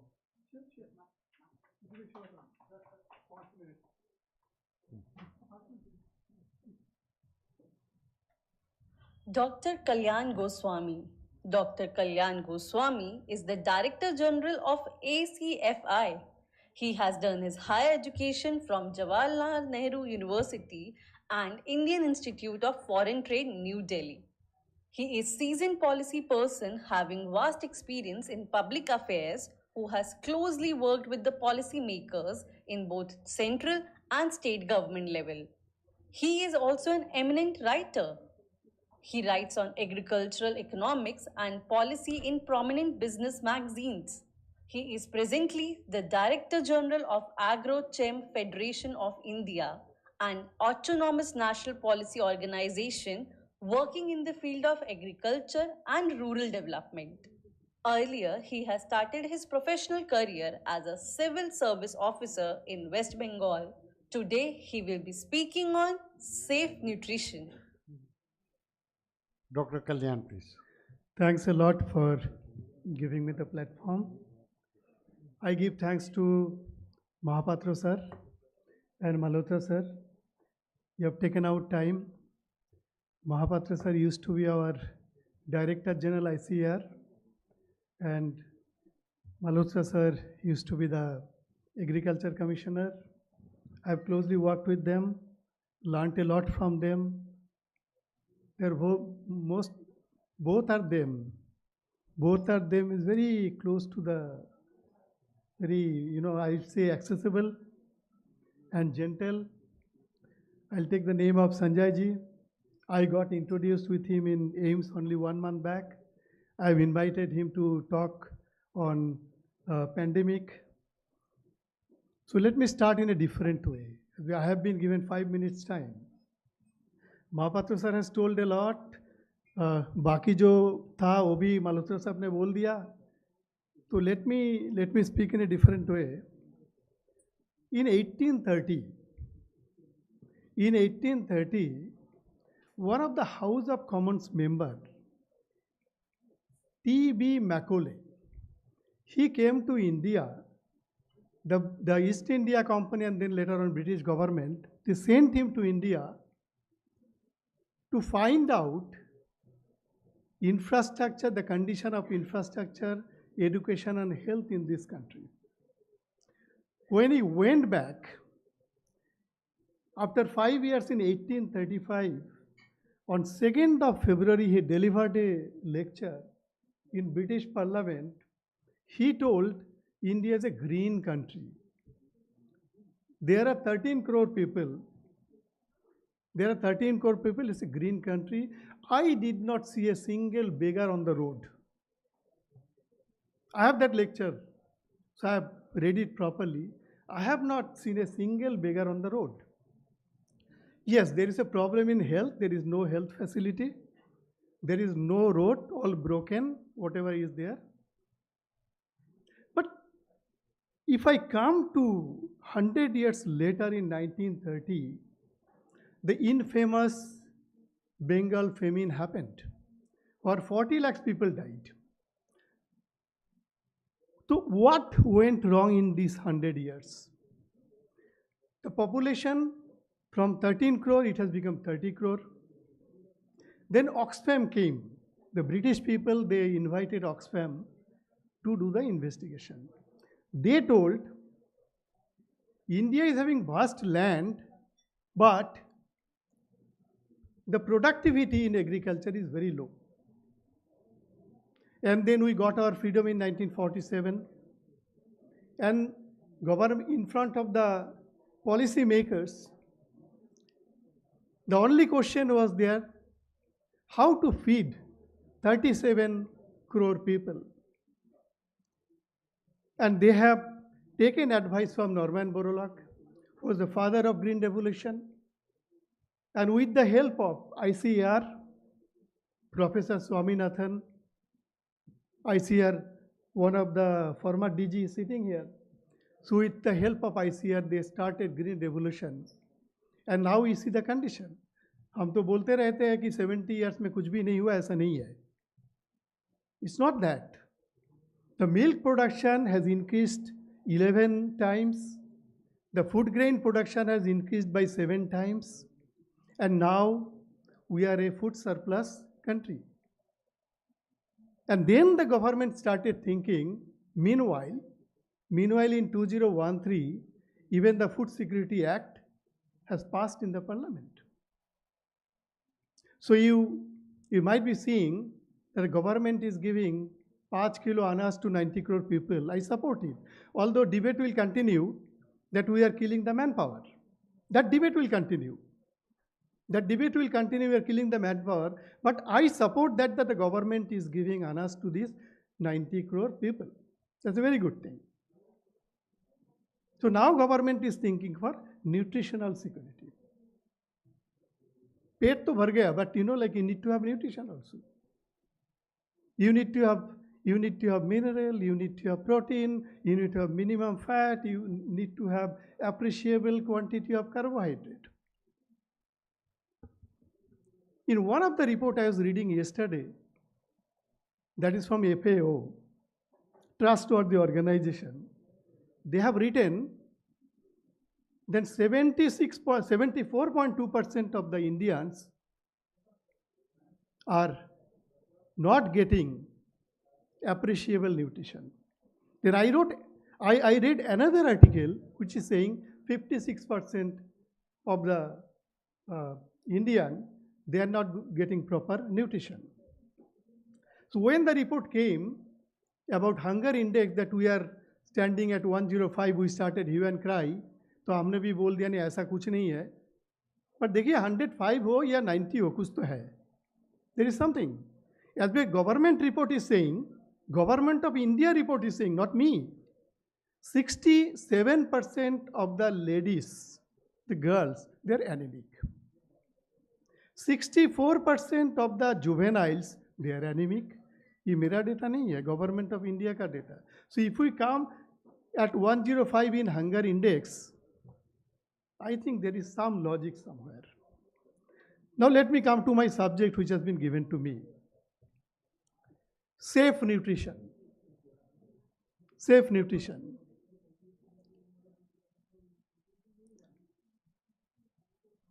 See, I was talking to one of the besan manufacturer. बेसन जो हम पकौड़ा वगैरह बनाते हैं. So lot of news was coming in the newspaper that besans are all adulterated, not fit for eating. So he told, okay, you collect besan, we have an outlet, company outlet in CP.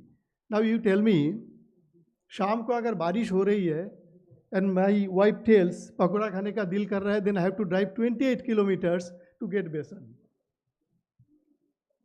So that is the situation. You look at ghee. Few days back, lots of ghee container has been raided in Ghaziabad. Those are not ghee only, those are palm oil. Simply palm oil. And there are Chinese perfumes, they put that in the ghee only. Same way, the soybean chunk, the report came, the soybean chunks are made from atta and ammonium bicarbonate. So think of our condition. Even I have heard, I read in newspaper, they are making rice also. From Keralian bigger rice, they are with machine they are making the thinner rice and putting Chinese perfumes. China is here also. You cannot ignore China. I used to be the Secretary General in food processing, so let me tell you, I have only reported that time about honey. About honey. It is a very scientific adulteration. I will say scientific adulteration. You may not be knowing also, sir. It's a very much scientific adulteration. They only teach the farmers, the honeybee, the honey producers, कि आप गुड़ का जो पानी है थाली में रख दीजिए बाहर, तो honeybee will come out will drink that gur ka pani and go back, and you will get lots of honey. So I reported one of the organization, big organization, let me not take the name here, and they are banned for some time. Now what is to be done? These are the problem. We are eating spurious, counterfeit and misbranded products. That's a fact of life. No one can deny. Even you purchase from mall, you purchase from Amazon or Blinkit, it is happening. It happened with me. What is the biggest challenge? Like in Delhi, the North Indian people, they eat lots of sweets. Even the Bengali people like me also eat. So this mewa government themselves has reported 45 to 46% are adulterated. These are not mewa only. जहाँ से मिठाई बनाया जाता है. And at the time of Deepavali, it goes up. हाँ, दीपावली के time पे we may not eat sweet, but other 365 days, 364 days, दिल तो कर ही सकता है ना मिठाई खाने के लिए. But we are bound to eat adulterated. So what is the solution? You may be knowing for 50,000 food outlet, only one food officer is there. For average 50,000 food outlet, only one food officer is there. अगर मन करे कि I will go to all the outlet, so he will take 60 years. So उसका नौकरी खत्म हो जाएगी, then his son will join, then he will continue. Even if they go to 10% of the outlet, if he starts now, he will come back to that same outlet after 6 years. They have the power, but there is no lab testing facility. It has to be there. If lab testing facility is there, then, and secondly, the law has to be stringent also. वो पकड़े जाते हैं. The inspectors, even I am a DG, Director General, they earn more than me. They earn more than me. And the Inspector Raj is going on. वो पकड़े जाते हैं लोग, लेकिन आप जानते हैं क्या होता है उसके बाद, right? It's a nexus. So government has to be, I think I have taken more time. He is looking at me. So government has to be strict on that. Government has to be strict on that. And let me tell you, as because my specialization is counterfeit only. Yes, I did my PhD on counterfeit from IIFT. So I understand this subject very well.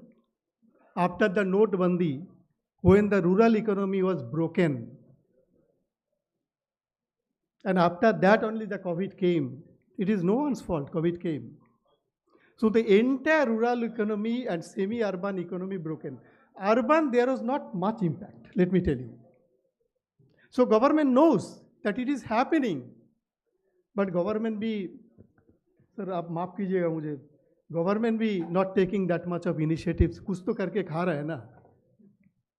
So much of maramari in the MSME, small and medium enterprises, तो कुछ तो कर ही रहा है ना. So anyway, I'll stop here. If government becomes strong and government starts action, real action, not action on paper, real action, then it can be stopped. Otherwise, we cannot talk about safe nutrition. जो खुदा ने दिया है वही खाओ और जीते रहो, जितना जियोगे ठीक है. So we need to live on God's blessing. So many thanks for hearing me. Thank you so much, Kalyan sir, for giving these valuable values. I just request to Leena ma'am to give a small memento to Kalyan sir. Thank you. The next speaker of today's evening is Dr. Sanjay Rai. I would request Leena ma'am to present a bouquet to Dr. Sanjay Rai. Although he is not feeling well, he came all the way. Sir, thanks for your valuable time. And he has done a lot of in the pandemic, sir. I would request you to share your views on the preparation of country for pandemic. Please, please give a round of applause to Dr. Sanjay Rai, please. Dr. Sanjay K. Rai. Dr. Sanjay K. Rai is currently professor at the Center of Community Medicine, All India Institute of Medical Sciences, New Delhi, India. He is also editor of prestigious WHO Southeast Asia Journal of Public Health and the current president of National Medicos Organization, Delhi State. Dr. Rai is currently non-official member of Empowered Program Committee under National Health Mission, GOI. During COVID-19 pandemic, Dr. Rai played a vital role. He provided leadership to produce 5 constant statements of public health experts of India regarding COVID-19 response. Dr. Rai provided inputs during an interaction with Prime Minister of India. Today, he will be speaking on preparation of country for pandemic. Thank you. Very good evening. Namaskar, dignitaries on the dais, dignitaries of the dais, ladies and gentlemen. Really, it's my proud privilege to share this special occasion with all of you. First of all, I would like to thank organizers for giving me opportunity, having me here, and especially to Dr. Kalyan. I'm not well and I will not take much time. Everything is available on the YouTube. I spent more than 200 hours during COVID time with the various channel. I have been asked to speak on future pandemic preparedness, learning from the current COVID-19. So we should know what went well, what went wrong during COVID management so that we can take corrective measures in the management of future pandemics. It will take more than 2 days to speak on this. So there are various interventions. With one example, I will stop.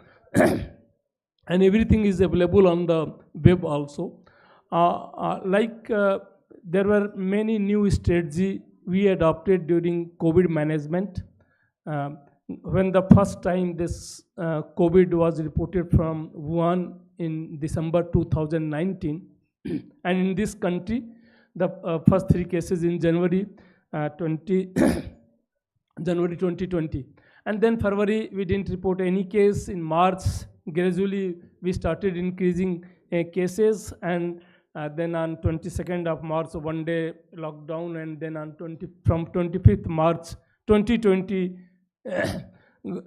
we launched this lockdown. So there are various interventions during COVID time to stop the propagation of this COVID disease, COVID-19 disease, or SARS coronavirus 2, which is causing this COVID-19. So the first interventions were non-pharmaceutical, and then the pharmaceutical interventions. Non-pharmaceutical interventions, like one was this lockdown, unprecedented. We never had this type of strategy to control a communicable disease. So there are pros and cons. I'm not going to discuss this. Then the contact tracing, the most resource-intense activity of this country for contact tracing. Those who were involved in this, from district magistrate to ASA, in any district of this country, they were involved in this contact tracing business. Then on 16th of January 2021, we launched this vaccination program in our country. So there are different vaccination policy for the COVID-19 in this world. If you see US, if you see the CDC recommendation, if you see the WHO recommendation, even today the WHO recommendation, everybody 6 months and above must get a vaccine with the new variant, which is currently Gen1. CDC recommendation, FDA approved with the Gen1 vaccine in August 2024, and the recommendation was FDA approved, and the recommendation was before December, winter season of 2024, everybody must get fourth dose of COVID vaccine with the new variant, that is JN1, and those who are 6 months and above. So why this different policy? In our country, we have not vaccinated children less than 12 years of age. Many European countries, 6 years and above. So why different type of policies? I'm giving you one example about the vaccine. I was the principal investigator for adult and also for the children phase 1, phase 2, phase 3 trial of our indigenous vaccine at AIIMS, New Delhi. We never recommended that children should get vaccine because of few facts, although many parents were not happy. If you recall, during January 2022, during the Omicron wave, all the news channels were full of this, that third wave is going to come and third wave is going to affect our children. Even that time we said, entire group said, we don't have any evidence that children, the third wave will hurt our children. So everything was related to commercial interest. That was not a science, I can say. Everywhere, see, in adult, if the entire I'm giving only one example here, and then I will stop. In adult, if you recall, if the entire population was susceptible, that time the overall case fatality rate, I'm not talking about the infection fatality rate, case fatality rate was 1.5%. That means every 10 lakh population, if they are exposed to this COVID, SARS coronavirus 2, then 1.5% means almost 15,000 were dying. Through vaccination, all these vaccines were effective in protecting against severity and death, not from the infection. So 80 to 90% reduction. So if you are vaccinating 1 million, that is 10 lakh population, you can save 13 to 14,000 lives if the population was susceptible. But if the population, in children, that was not the case. In children less than 18 years, see all the report, the total mortality was only 2 per million. Here, 15,000 are not dying. Only 2 per million when the population was susceptible. Even that time. There are some adverse events following immunization, like some heart attack or some cardiomyopathy, etc. All these. And are already reported. And these, the total numbers are, it's a very rare phenomena, not more than 30 to 50 per million. So if suppose if these 30 to 50 are fatal, we can, and if you are saving 14,000 life per million, we can sacrifice 30 to 40 in case of adult. So adult vaccination was very beneficial. If you do the risk and benefit analysis, risk was low, only 30 to 40 per million versus huge benefit, saving the life of 13 to 14,000. In case of children, the overall mortality reported all over the world was 2 per million. So even here, if 14,000 or 15,000 are not dying per million, if you vaccinate them, then this will cause definitely more problem with the vaccination than the COVID itself. So that's why we recommended that there is no need to vaccinate children, and I'm very thankful to our Prime Minister. He finally agreed, and in this country we have not vaccinated. So there are multiple learning opportunities for everyone, for doctors fraternity, for public, even for the media people. There are a lot of learning opportunity, and when time will permit, we can speak on these issues. But this was the one example how to prevent exploitation in commercial interest. So thank you very much. Thank you, everybody. Thank you so much. Thank you so much, sir.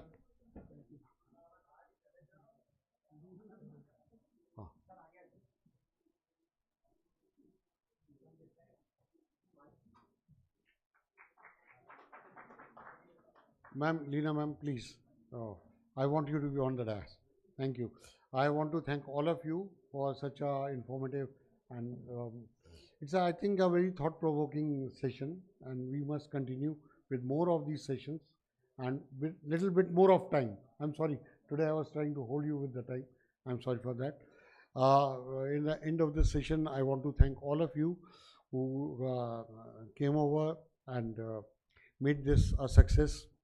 And before I conclude and ask you to proceed for drinks and dinner, I would like to ask Sandeep to come over the dais.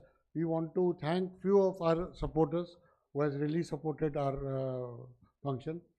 The first and the foremost, I would like to invite Mr. Kamal Mahindru. Mr. Kamal Mahindru on the dais. He has been inspiration throughout the whole thing. He teaches those teachers who teaches the children.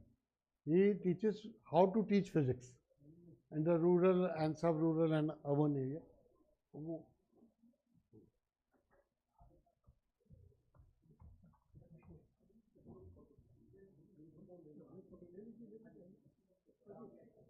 Sir मुझे यही रहने दो, इतने बड़े बड़े लोगों के बीच में नहीं sir.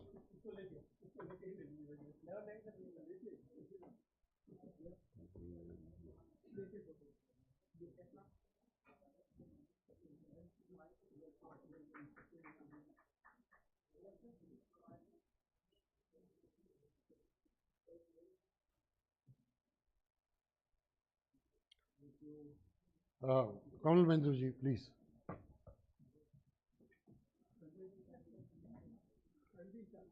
Thank you, Sanjay. It was fantastic.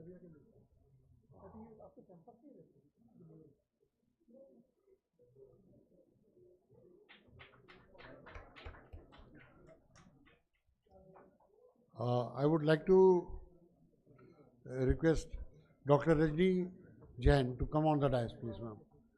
Dr. Rajni Jain.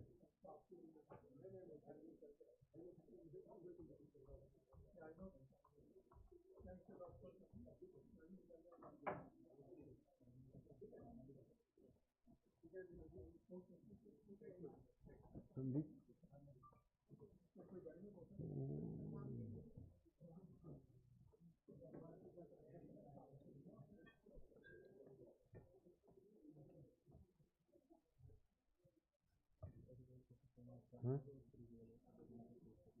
हाँ बोल देंगे हाँ हाँ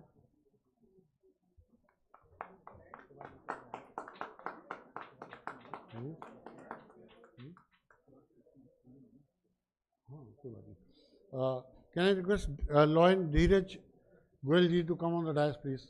Dheeraj Goyal ji. He is from the Ridisha Group, and he has sponsored this event along with the Shiji Jewelers.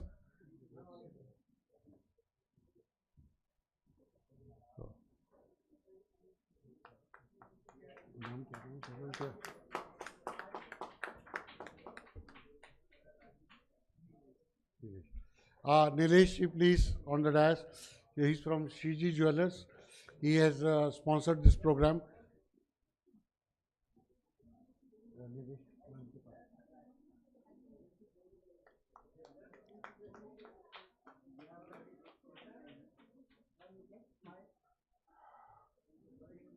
Let's Digital Marketing can help you grow your business. At LDM, we have unique ideas, modern tools, and a dedicated workforce that delivers great.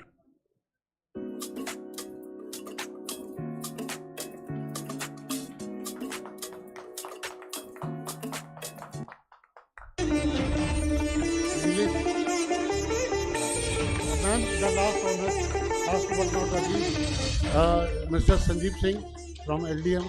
ये आधे से ज़्यादा programme इन्होंने organise करा है.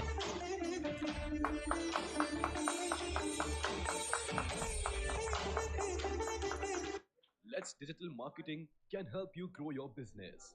At LDM, we have unique ideas, modern tools. सोने की परख रखने वाले और हीरे से चमकने वाले नीलेश जी से मैं कहूँगा कि दो शब्द. Digital Marketing is perhaps India's best digital marketing agency. Good evening, नमस्कार, आदाब, सत श्री अकाल। मैं सर इस इवेंट में फर्स्ट टाइम आया हूँ और ये जो इवेंट रहा है आपका बहुत ही अच्छा इन्फॉर्मेटिव रहा और बहुत ही आजकल सबको इसके बारे में जागरूक होने की ज़रूरत है और बहुत अच्छी इन्फॉर्मेशन सब सीनियर डॉक्टर्स ने आके दी। तो सर जैसे आप सब डॉक्टर्स लोग सेहत को चमकाते हैं, वैसे ही हम लोग आपको सोने, हीरे, चांदी, माणक, पन्ने से चमकाते हैं। सो प्लीज़ डोंट फॉरगेट, सोने की चमक कभी कम नहीं होती और सेहत की चमक उससे भी ज़्यादा है और उसको बरकरार रखें। Thank you very much. Thank you Nilesh ji and thank you everybody. Please join us on drinks and dinner. Thank you so much. Dheeraj ji आप कहाँ रह गए? आप नीचे कैसे चले गए?